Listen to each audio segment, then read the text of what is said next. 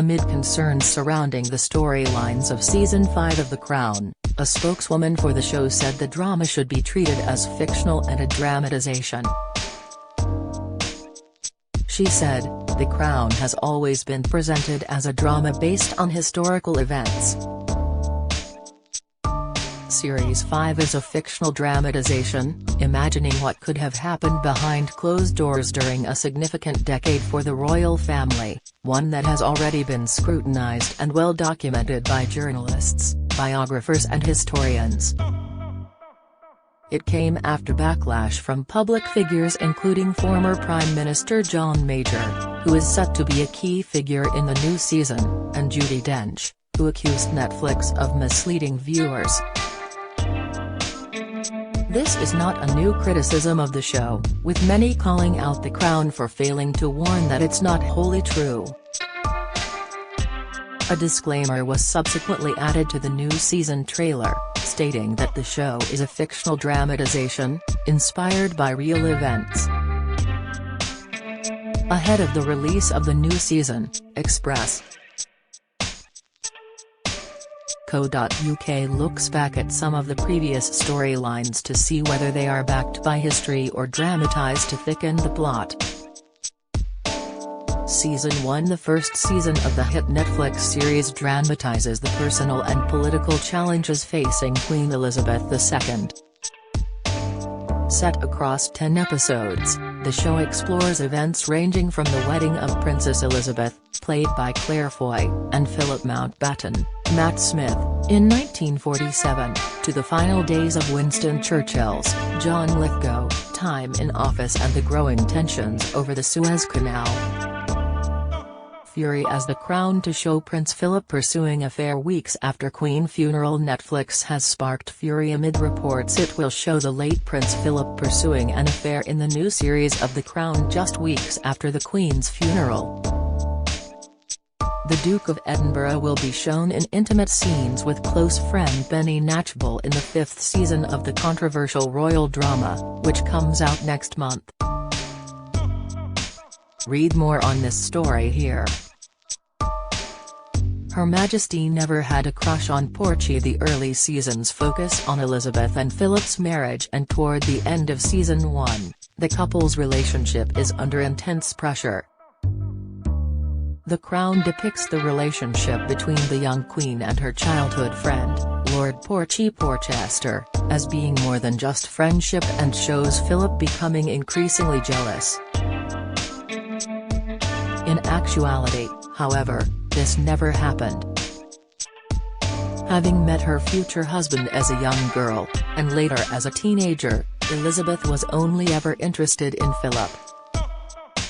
There is no evidence to suggest that Portia was a threat to Elizabeth and Philip's fairy tale love story.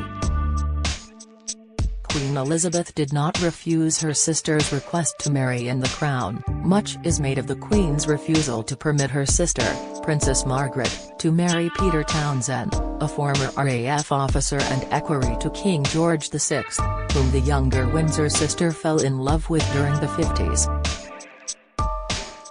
Their relationship was especially scandalous as Peter was a married man and 16 years older than the princess. The show includes the monarch's warning to Margaret that any such marriage would result in her being shunned from the family. However, in real life, Elizabeth had been keen on ensuring her sister's happiness and had gone so far as to draw up papers that would permit Margaret to retain her royal title upon her marriage to Peter. Ultimately, the princess chose to not marry Peter and instead tied the knot with Anthony Armstrong-Jones in 1960. Season 2 The royal marriages are at the center of the drama from the start of Season 2, with the action opening on the royal yacht Britannia in 1957 at the end of the Duke of Edinburgh's royal tour. Tensions between Queen Elizabeth and Prince Philip continue to brew as the Duke grows resentful of his position within the House of Windsor.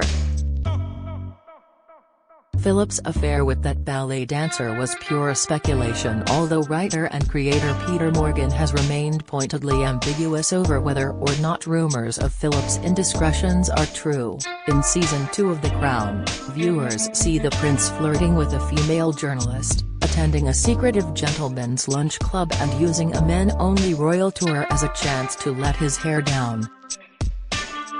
In one of the series' most memorable moments, Elizabeth discovers a photograph of ballerina Galina Ilanova in her husband's suitcase.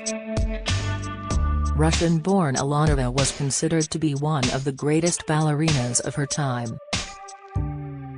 But, while The Crown suggests that Philip was romantically involved with the dancer, there is no evidence to suggest that the pair were engaging in any sort of extramarital affair.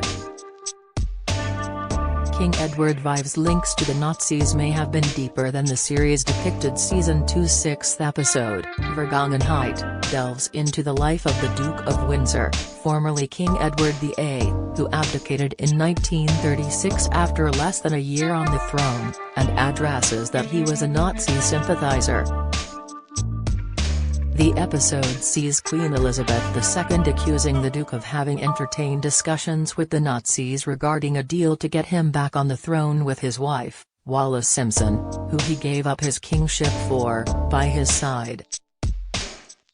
Historians such as Hugo Vickers, Behind Closed Doors, The Tragic, Untold Story of Wallis Simpson, did not dispute that this conversation may have taken place. However, The Crown shows the Duke attempting to minimize the significance of his missteps, which he seemingly categorizes as merely diplomatic in nature. In truth, his links to the Nazi Party may have been much closer, with the Duke and Duchess of Windsor appearing to have been friends with several Nazi officers. The Duke later admitted that he had been foolish and naive about Hitler in an interview with an American newspaper in 1966. There's no evidence Philip played a part in the Profumo scandal. The final episode of Season 2 insinuates Philip was involved in the 1963 sex scandal involving Minister of War John Profumo and an osteopath called Stephen Ward, who arranged for high-profile men to meet women. Nothing to do with race, Meghan Markle slammed for blaming reputation on ethnicity. Meghan lays bare how Archie and Lilibet are raised to be multidimensional and creative. Royal poll, is King Charles right to ditch plans for a slimmed-down monarchy? While The Crown correctly points out a link between Ward and Philip, there is no evidence to tie the Duke to the scandal, and Buckingham Palace has always denied the Duke's involvement. As depicted in the show, Ward had sketched the prince. However, the series draws a direct link between the two men, speculating that Philip had attended several of Ward's societal parties.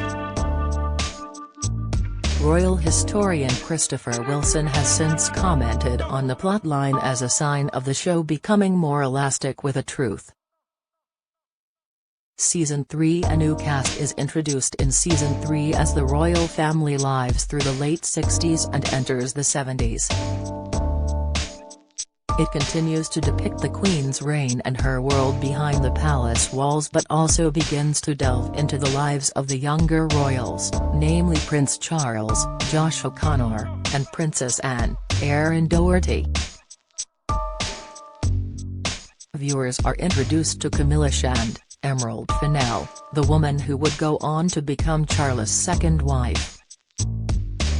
The Queen's response to the Aberfon disaster. The Aberfon disaster remains one of the most tragic events in Britain's recent history, with 116 children and 28 adults losing their lives following the catastrophic collapse of a colliery spoil tip. Queen Elizabeth's response to the incident has been heavily analysed in the decades that have followed, but The Crown arguably goes a little too far when it comes to her perceived failings. While it's true that the monarch did take more than a week to visit the stricken Welsh town, something that has since been described as her biggest regret, the idea that she wasn't distressed by the tragic loss of life is not true. In the show, she comes across as cold and uncaring, but some of those who witnessed her visit recall her being visibly upset by the events that had taken place. The timing of the royal romances. Season 4 begins to delve further into the lives of then Prince Charles and his sister Princess Anne. The young royals are seen embarking on romantic relationships, with the Princess Royal becoming involved with Andrew Parker Bowles, Andrew Buchan, and the now king dating Camilla Shand. However, while The Crown paints the picture of the royal love quadrangle, the timings of the romances are not quite right. Both relationships did happen, but in reality, they occurred several years apart. Anne and Andrew first began dating in the summer of 1970, long before Charles and Camilla even met.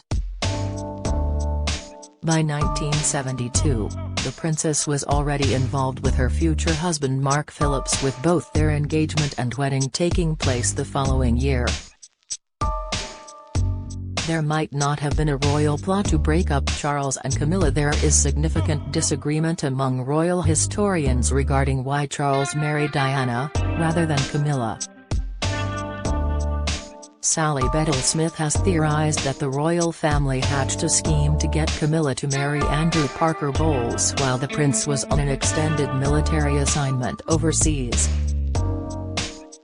This is the theory that The Crown ran with, depicting the Queen Mother and Lord Mountbatten sending Charles away and manipulating the Shand and Parker Bowles families into fast-tracking the marriage of Camilla and Andrew. However, Hugo Vickers maintains that no such scheme was put in motion, or would have been necessary, as Camilla was more smitten with Andrew than with Charles at the time. Season 4. The royals are brought into the 80s in Season 4 of The Crown, covering much more recent history than previous series. Two notable historical figures join the cast in the form of Lady Diana Spencer, Emma Corrin, and former Prime Minister Margaret Thatcher, Gillian Anderson. The season explores the tumultuous relationship between both Charles and Diana, and the Queen and her new Prime Minister. Michael Fagan's palace break-ins. Michael Fagan broke into Buckingham Palace twice during the summer of 1982. He helped himself to a glass of wine during his first visit, and somehow gained access to Queen Elizabeth II's private bedroom during his second. In The Crown, Fagan, played by Tom Brooke, breaks into the palace to express his displeasure with Margaret Thatcher's stewardship. He speaks directly to the Queen, played by Olivia Colman, and even sits down with the monarch for several minutes. However, in reality, the Queen left the room immediately after realizing there was an intruder, and Fagan was quickly removed from her private quarters. Moreover, Fagan's real reason for breaking into the royal residence is not quite as interesting as the show made out. He seemingly broke in on little more than a whim and has since said something just got into his head. Princess Margaret's objection to Charles and Diana's wedding. While in hindsight, there were plenty of warning signs that the relationship between Charles and Lady Diana Spencer wasn't going to work out, the royal family was seemingly happy with the arrangement and chose to press on with the historic royal wedding. In The Crown, however, Margaret openly objects to the union and urges her family to cancel the engagement. Margaret's inner thoughts about the viability of the relationship are of course unknown, but there is no evidence to suggest that she shared any reservations with the family. And according to Helena Bonham Carter, who played Margaret in Seasons 3 and 4, the embellishment came directly from her mind rather than any historical source.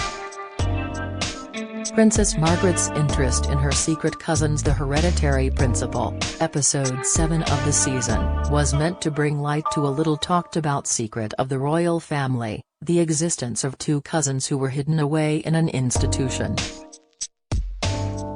While it is known that the two cousins existed and were born with a developmental disorder that resulted in them being cared for in an institution, the events depicted in the scripted drama having any basis, in reality, have been disputed.